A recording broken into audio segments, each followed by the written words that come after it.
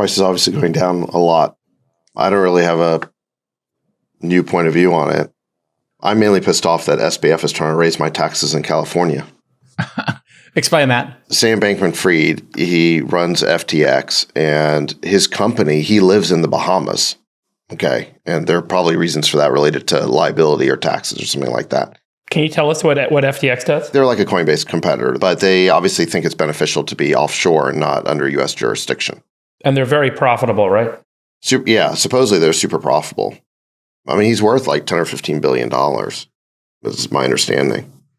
So he's been very successful at this. I don't know why they're in the Bahamas. I think either they're in there for securities regulation reasons or for tax reasons, but it's one of those two. In any event, he doesn't live in California, and yet he is sponsoring a ballot initiative here that would add a 0.75% tax on incomes over $5 million to finance a pandemic prevention institute of his design.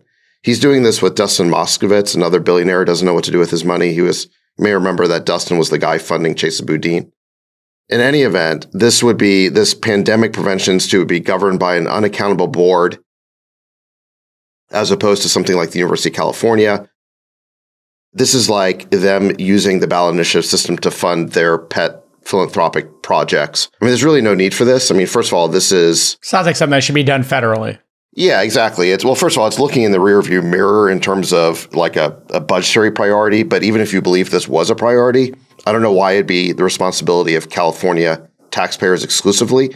And even if it was, you'd want to do it under, say, the UC system, some sort of accountable board, as opposed to having it report to, Sam and Dustin.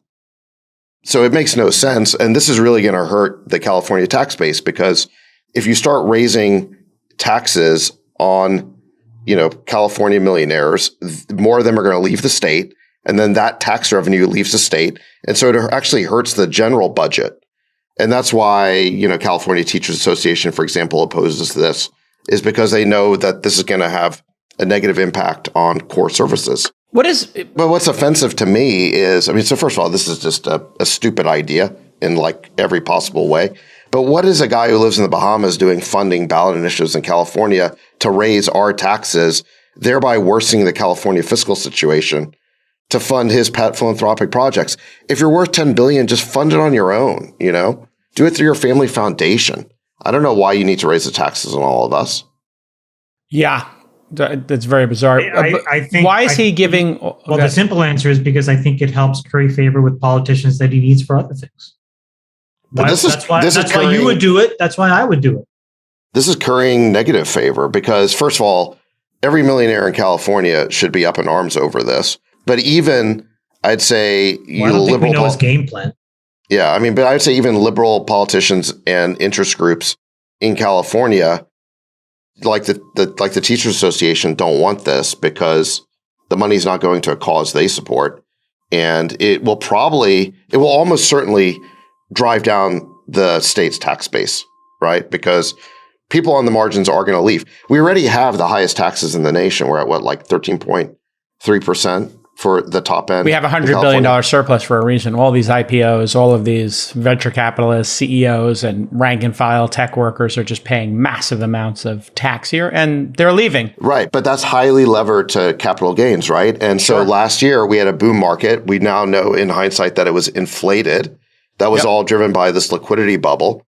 So do you think that's going to be the case this year? I think we're due for a huge budget shortfall next year because there's going to be no capital gains this year. They better hold on to that $100 billion for sure. The California tax base is highly leveraged to this boom-bust cycle, and driving the top earners out of the state is only going to worsen that impact. So, but again, I question, why is a guy in the Bahamas? It'd be one thing if it was just Dustin doing it, I guess, but I don't understand why Sam's taking the lead when he's not even a California taxpayer. Because I think he's a very sophisticated player in not just crypto, but frankly, regulated and unregulated finance. And look, I think he spends a lot of money in DC as well. And I think that he has a very thoughtful game plan. And then, when you look at who his parents are really, really smart, thoughtful people as well, 2 law professors at Stanford. And so I suspect, not knowing and having spoken to him, that I think that there's a really specific strategy that these guys have around who they need to influence and what they care about, and then willing to, as a pass-through, fund those things in order to create the influence that he needs for the things that he cares about. And I suspect that it's that kind of horse trading, which is, I think it's pretty typical in U.S. politics. The question, though, is what will happen if FTX has to really talk about everything that's actually happening in crypto. I'm sure that FTX could do a lot to help understand a lot of this off-chain activity, some of the, especially the stuff that's really in the gray, especially the stuff that's going to come to light over the next few years. You have to understand, guys, we've torched $2 trillion, and it's not of institutional capital. This is overwhelmingly retail capital. All of this is going to inspire a lot of district attorneys and DOJ activity.